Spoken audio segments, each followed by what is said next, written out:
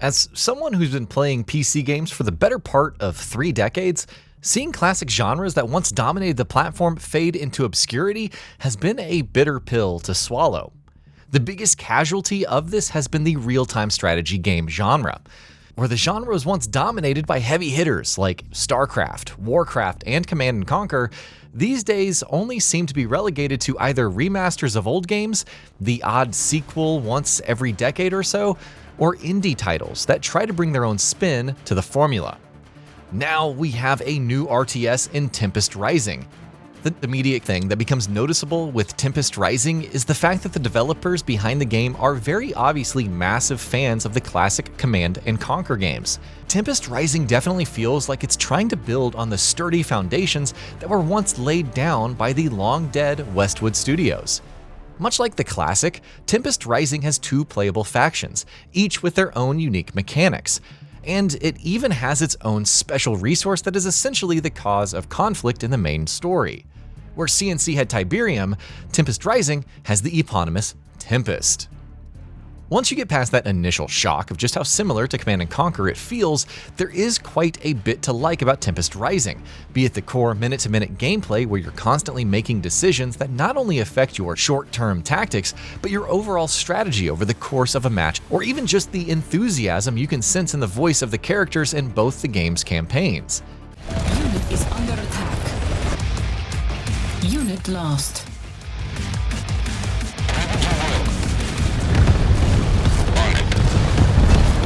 Unit ready. Unit lost. In this day and age, a real-time strategy game is only really made out of a love for the genre anymore, and it definitely feels like plenty of love went into making Tempest Rising. Speaking of which, the minute-to-minute gameplay feels like it was quite well thought out. Even the main UI is laid out quite well, and veterans of the genre will be able to pick up on things quite easily. Newcomers shouldn't feel too overwhelmed either, since the title uses the CNC template of how buildings, units, resources, and even special abilities like airstrikes work. The most interesting thing about the title is how fast-paced it can often feel. Tempest Rising doesn't really feel slow and clunky. Rather, it feels like it was developed with the idea that players will get good at the game, and online matches will often be decided with a few quick skirmishes, rather than a drawn-out, all-out war where both sides can keep pumping out new soldiers and tanks. The core gameplay is quite simple. You start off by building a power core to provide power to your base. After that, just about every new building you build will unlock either more structures or new units that you can then use to bolster your army. To keep this going, you'll have to set up harvesters that can get you the primary currency, Tempest, while also making sure that you have enough power generators being built to allow you to expand your base even further. Along the way, you'll start building various structures that allow you to train soldiers, develop tanks, and even aerial vehicles that can then be sent into your larger army, or kept aside for scouting and quick harassment skirmishes. Keeping low. Good night. Nice big target. Riot Medic reporting. The skirmish and online modes are where Tempest Rising feels like it's at its best. This largely comes down to the fact that you aren't locked away from any of your chosen faction's mechanics. However, this isn't to say that the single-player missions are bad. Rather, they're quite fun. Sure, the story is cheesy as hell and tends to be quite full of forgettable characters that bark your mission parameters at you, but when it comes to the level design and missions, Tempest Rising can easily stand up there with some of the best of the genre. Along with missions that play out like a typical match, you'll also get more specialized missions that, just for example, task you with infiltrating an enemy base and destroying key buildings with only a single unit. One of the downsides to the main campaign is the fact that the planned third faction isn't out yet. The story does quite well to hint at its existence, however, and there is plenty to look forward to considering the nature of Tempest as a substance that everyone is fighting over.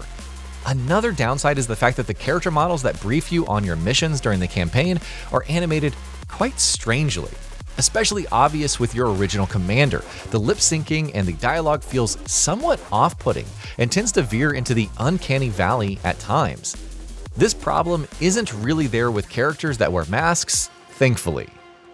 Much like in just about any RTS out there, the campaigns in Tempest Rising have been designed as a long tutorial. Mechanics and new units are introduced quite gradually as you make your way through the stories, and by the end, the game ultimately wants you to feel comfortable enough with its mechanics, units, and overall factions to want to jump online and compete with other players. At its best, Tempest Rising often tends to evoke the feelings of staying awake late at night in a room lit only by my monitor as I jumped into yet another StarCraft Brood War match online. With 2 playable factions, there are plenty of tricks to figure out when it comes to strategies. Fire! Unit ready. General, shifting weapon. Training. Rockets ready. Getting to position. Unit ready. Both factions, the Global Defense Forces and the Tempest Dynasty, tend to look similar in terms of gameplay style from the outset, but there are subtleties to both of them that end up feeling like much larger differences once you actually get down to it. For example, the GDF has more of an emphasis on finesse-styled units, like drone operators and specialist snipers.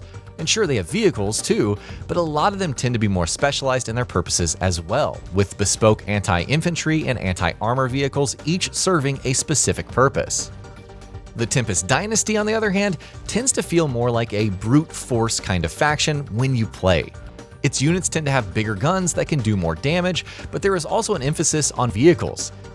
It's quite common to see an entire battalion of flamethrower tanks that are being backed up by SAM-mounted trucks in a battle, compared to the more infantry-heavy approach of the GDF.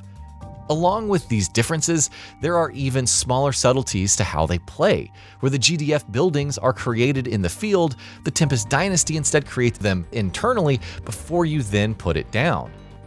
While it may not sound like much, it tends to make a huge difference when, for example, you've got a few turrets banked that you can just put down quickly in response to an enemy attacking your base. It's also worth noting that Tempest Rising is a really good-looking RTS. The visuals can often be jaw-dropping, especially when you see 2 huge armies collide. Bullets and drones will be flying all over the place, and infantry units will ragdoll away when an airstrike drops a bomb on the battle.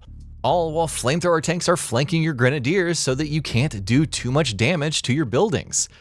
The excellent visuals are coupled with some great music that, while it sounds great, ultimately tends to fall into continuous loops of the same metal tone.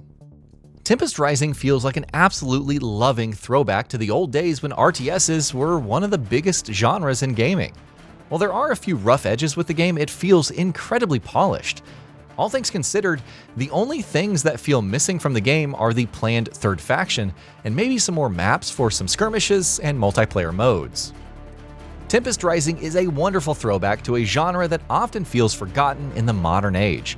With 2 well-thought-out factions and great gameplay, it feels like the modern incarnation of Command & Conquer that has been missing in the modern gaming landscape. And that'll be about it for this one. If you guys like what we're doing at GamingBolt, please consider subscribing to our channel, and I'll see you guys on the next video.